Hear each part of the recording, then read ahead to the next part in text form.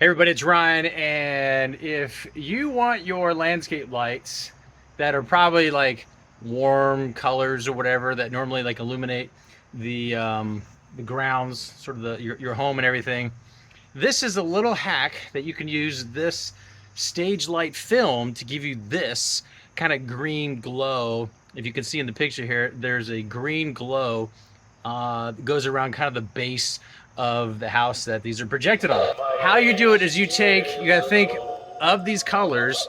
There are a whole bunch of different colors, but there's specifically a blue film.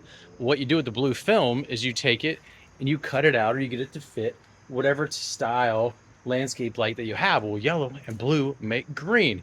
Took me a couple different things to colors to kind of figure that out, but use the blue film and you'll get this green haze effect on your house, more likely for Halloween or any kind of time where you're going to try to get that green color. Very, very, very cool. You just count how many lights you have illuminating your house, your driveway, whatever it is, and then you just kind of, look at the packet and say, okay, I got this many pieces, and this is what I need. You trim it out, you tape it with some duct tape or whatever, and then it's all fun and games. So hopefully that helps, and happy holidays.